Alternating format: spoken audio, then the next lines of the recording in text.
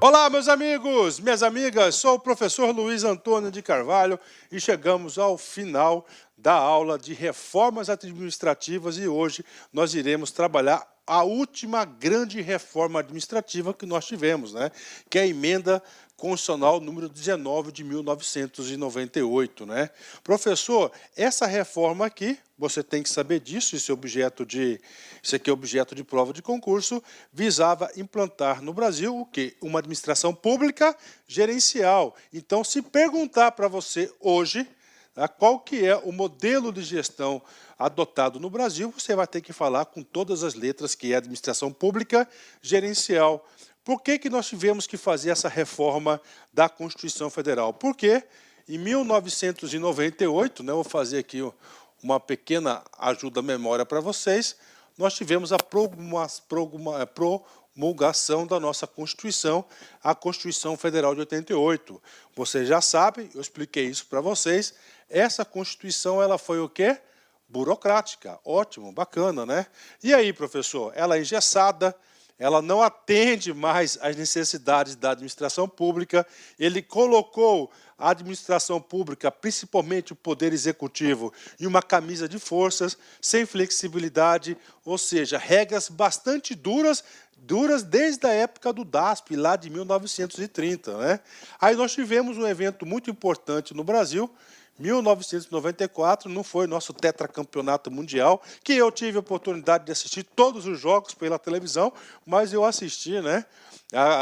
Em 1994, no dia 1º de maio, nós tivemos a implementação do nosso Plano Real. Olha aí, né? O Plano Real visava combater 100% a inflação. Foi um plano bem sucedido e a administração pública falou, olha, se a gente continuar do jeito que nós estamos, o período inflacionário vai voltar rapidamente. Então surgiu em 1995 o quê? O Plano Diretor da Reforma do Aparelho do Estado, onde traçou regras e estratégias para uma reforma do Estado, em especial uma reforma administrativa, no seu modo de gerenciar, que culminou aqui na emenda de 1998, a emenda número 19, e também nós tivemos a emenda 20, que era a reforma da Previdência. Foi a primeira grande reforma da Previdência que nós tivemos, ok? Então vamos lá, a emenda número 19. A primeira coisa, eu tenho que falar para vocês do equívoco de 1988. Isso aqui já é notório, né? Então, a Constituição de 1988, a nossa Constituição atual, ela foi feita num momento de muita euforia, né? Ela é considerada a Constituição cidadã, ela é considerada a Constituição social, garante como direitos universais aí, sociais para todo o nosso povo brasileiro. Mas, no tocante à administração, ela tem grandes equívocos que precisavam ser corrigidos. Até para quê? Para aumentar a eficiência da própria administração. Então, o que aconteceu? Então, o Constituinte, quando adotou, em 1988, né, uma administração burocrática, estritamente rígida, regime jurídico único, estabilidade para servidor público, concurso público para todo mundo, estendeu as mesmas regras da administração pública direta para as empresas, assim, dificultando muito as empresas aí a forma de gerenciar. Ela voltou como se fosse 1930, na época do DASP, né? E a época, 1998, 88, não cabia mais essa situação. A Constituição irá sacramentar os princípios da administração pública, altamente centralizada, hierarquizada, rígida, baseada na ideia do controle por processo nos meios e não por resultados e objetivos, quando sabemos que a administração pública é também a administração das empresas modernas, estão hoje baseados na descentralização, na administração matricial, na confiança, no controle de resultados e não nos processos, né? Então, ou seja, o momento também que a sociedade passava em 98, 88, 98 era outro. E nós tínhamos que fazer essa reforma, e essa reforma foi feita em partes, né? A emenda número 19, ela poderia ter avançado muito mais, mas não avançou, né? Vem comigo aqui. Então, o que visava essa emenda, né? Essa emenda número 19? Ela visava, primeiro, promover e estimular a eficiência dos serviços prestados aos cidadãos. É exatamente isso, ele quer buscar a eficiência dos serviços. Quem que é o beneficiário? É o cidadão. Então, o cidadão que tem que ter essa percepção de eficiência, né? Vem comigo. Viabilizar o fortalecimento da administração direta, né? Em especial, o núcleo estratégico do Estado. Em especial, o núcleo estratégico do Estado, que é a parte da administração pública responsável pelo planejamento, pela elaboração das políticas públicas, né? Descentralizar as atividades não exclusivas ou privadas, né, ou privativas do Estado, através de agências autônomas e das organizações sociais controladas por contrato de gestão. Aqui, especificamente, nós estamos falando da alteração da emenda artigo 37 da Constituição, parágrafo 8º, que a gente vai ler esse dispositivo já já, né? Visava que mais? Ele aumentou a participação dos usuários da administração pública direta e indireta na administração, aumentou o controle social. Nós vamos ler o dispositivo, que é o parágrafo 3º do artigo 37. Ele fez a previsão da avaliação periódica de desempenho do servidor público, inclusive trouxe a previsibilidade. Se o servidor público não atingir o desempenho desejado, ele poderá ser exonerado, né? Definiu o teto remuneratório. Tudo bem que o teto remuneratório passou por algumas outras emendas constitucionais, mas ficou a ideia, né? Porque nós tínhamos a Constituição anterior, existia a possibilidade de quê? De altíssimos salários, remunerações, subsídios, né? Aí veio a emenda e falou, agora você tem o teto, né? Hoje, o maior teto é a remuneração dos ministros, do subsídio dos ministros do Supremo Tribunal Federal, né?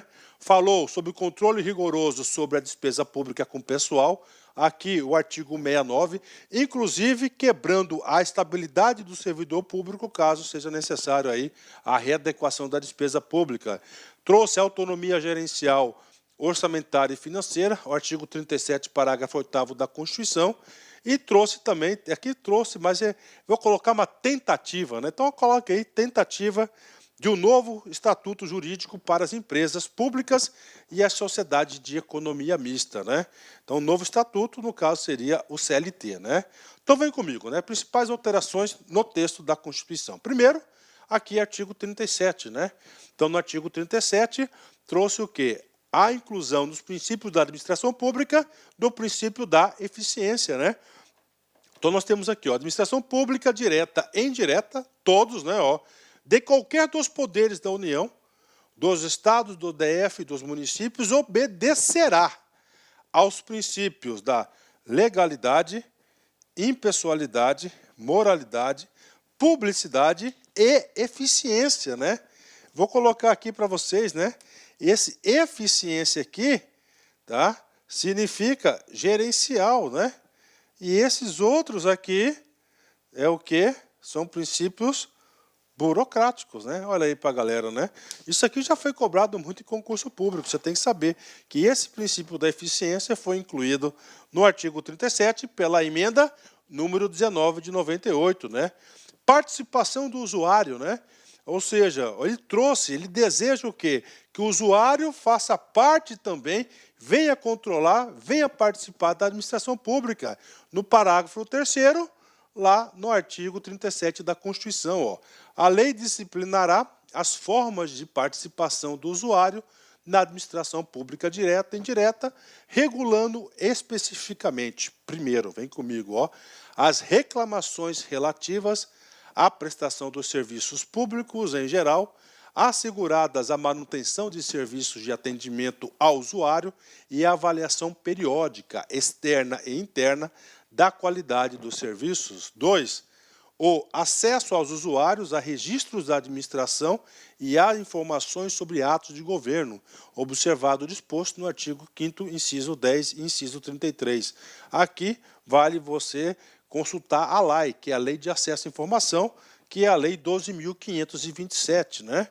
A disciplina da representação contra o exercício negligente, abusivo de cargo, emprego ou função na administração pública. Então, isso aqui é a participação do usuário. Outro dispositivo importante, o contrato de gestão, um dos grandes dispositivos para a implementação da administração pública gerencial. Nós já estudamos esse cara lá na aula de administração gerencial. Vem comigo. Artigo 37, parágrafo 8º.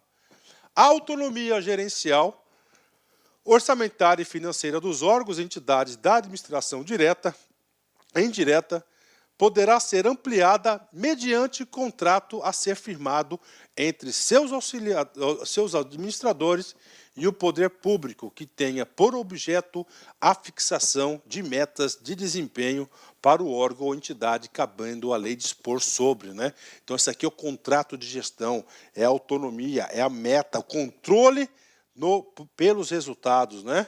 Vamos lá, prazo e duração do contrato, né? Os controles e critérios de avaliação de desempenho, direitos, obrigações, responsabilidades dos dirigentes e a remuneração do pessoal, né?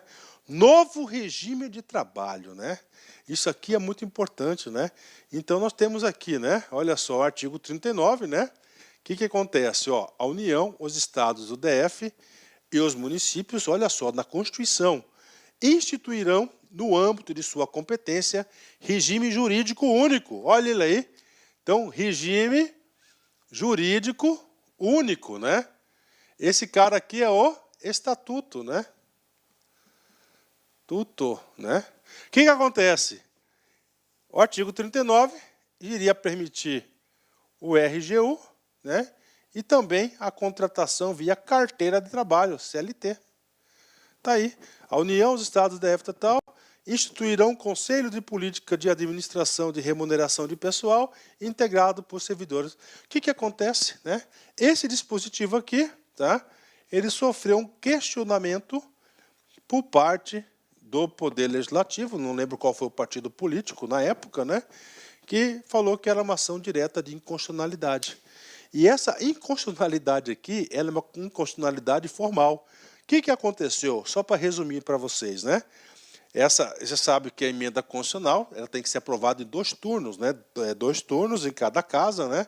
E ela tem que ser aprovada por 3/5, né? Houve alteração no texto, né? No texto. Só de redação aqui no artigo 39, salvo engano, na Câmara, e ela não foi repassada para o Senado, ou vice-versa, né? Ou seja, desrespeitou o quê? Desrespeitou o rito processual, né? Então, ela foi suspensa, graças a Deus, né? Vamos lá. Trouxe a quebra da estabilidade, né? A primeira trouxe primeiro a estabilidade do servidor em 3 anos, né? Com avaliação de desempenho, e trouxe também aqui o seguinte, né? Ó, regra da estabilidade, né? O servidor público estável só perderá o cargo, em virtude de sentença judicial transitada e julgado, ok, Poder Judiciário, mediante processo administrativo que lhe seja assegurada ampla defesa e mediante procedimento de avaliação periódica de desempenho na forma da lei complementar assegurado ampla defesa, né? Ou seja, insuficiência de desempenho, ele poderá ser exonerado também, ele perderá o seu cargo, né? Outra quebra da estabilidade foi em relação à despesa, né? Um controle com despesa. Por quê? Porque a despesa com o pessoal naquela época teve que ter um choque, depois surge até a lei de responsabilidade fiscal. Por exemplo, no nosso querido estado do Mato Grosso, em 1995, nós gastávamos 82% da nossa receita com pessoal. O governador era um chefe de RH, só pagava folha de pagamento, não só isso se faz um estado, um governo, né? Então ele trouxe, né, a possibilidade de quê? Da exoneração do servidor estável, perder o cargo em virtude aí para combater a despesa, para reduzir aí a despesa com o pessoal, um assunto aqui inerente à AFO, né? Então, a quebra da estabilidade pela segunda vez, né?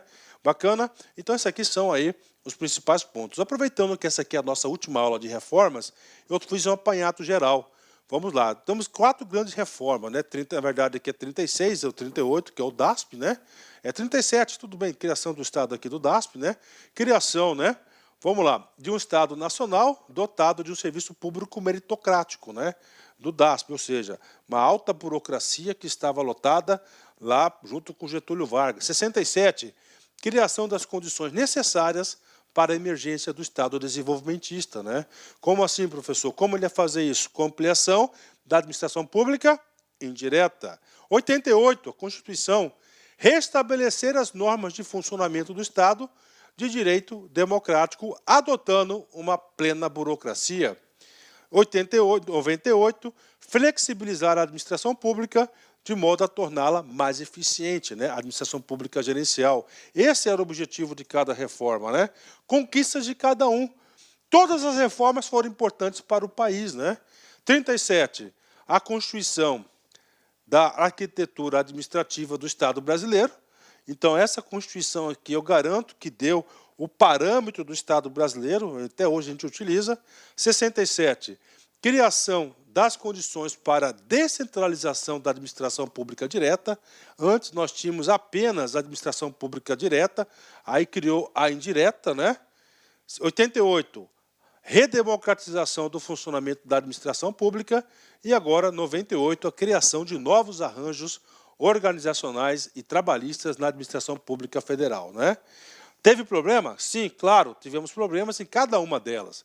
37, autoritarismo, centralização, formalismo em excesso, persistência do clientelismo, que era a prática patrimonialista, se adentrou na burocracia, aí que ferrou tudo. Em 67, né, o esvaziamento do núcleo do Estado, ou seja, administração pública direta, isoformismo organizacional, expansão descontrolada da administração pública indireta, os militares perderam o controle das empresas, né? 88, enrijecimento excessivo, isonômico, né? As regras de transição desastrosas, né? O retorno ao formalismo, o desbalanceamento entre os poderes, né? Então, houve toda essa questão de 88 e 98, a problemática implementada dos novos arranjos organizacionais, é o que não conseguimos implantar ainda alguns preceitos ainda do plano diretor. Falta sustentabilidade dos projetos, principalmente na área de saúde e segurança, né? Pronto, vamos fazer alguns exercícios? Vem comigo aqui. Prefeitura FCC 2018, cargo de analista. Uma inovação adotada a partir da emenda constitucional número 19, de 98, que pode contribuir para a modernização da administração pública do Brasil né? Ou seja, estamos falando da emenda 19. O que ela trouxe, né? Descentralização dos serviços públicos, né? Descentralização. A descentralização dos serviços públicos, ele é um documento do Decreto-Lei 200, especialmente, né? Então, está errada, né? Está errada essa questão aqui, né? Está errada essa questão. B, obrigatoriedade de licitações da administração pública. Esse cara aqui, vou anotar aqui para a galera, né? Decreto-Lei 267, esse cara aqui, obrigatoriedade da licitação, é um comando da Constituição de 88, né? Letra C, instituição dos contratos de gestão, exatamente, né? É o dispositivo aqui da emenda 19, né? Emenda 19 de 98, é exatamente esse papel. Privatização das empresas estatais, né? Não. Terceirização das funções da administração pública, também não. Ou seja, gabarito correto é a letra C. Gabarito correto é a letra C, né? Bom, pessoal, é isso aí, né? Terminamos aí essa aula. Realmente, essa aqui é uma aula curta, a gente não tem muita coisa para falar. Não é uma aula de direito constitucional, é só com foco da reforma administrativa, né? Tudo bem? Vem comigo, vamos fazer o nosso grande encerramento aqui. O importante não é vencer todos os dias, mas lutar sempre.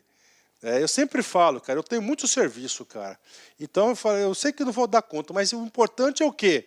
É todos os dias você manter uma rotina e executar esse serviço, essa sua tarefa, que você consegue chegar lá. É a vida, é a rotina do concurseiro. O concurseiro tem que manter a rotina. Quem conseguir manter uma rotina vai passar em qualquer concurso. Pode escrever isso que eu estou dizendo. Tá certo, meus amigos? Um forte abraço, fique com Deus. Tchau, tchau. Olá, meus amigos, minhas amigas, sou o professor Luiz Antônio Carvalho, com muito prazer, muita satisfação, estou aqui para fazer um convite muito especial para vocês, um convite para vocês fazerem a isolada do professor Luiz Antônio de administração pública, né? Então nós temos aí uma isolada de administração pública, as aulas disponíveis nessa isolada estão aqui embaixo, só você dar uma olhada aí na descrição, você vai verificar o que tem, quais as aulas que compõem essa isolada. Prazo de acesso 30 dias, investimento aí R$60, né? Essa isolada aqui, inclusive, a administração pública aí foi a minha primeira disciplina que eu tive a oportunidade aí de me aperfeiçoar, de estudar, de me especializar.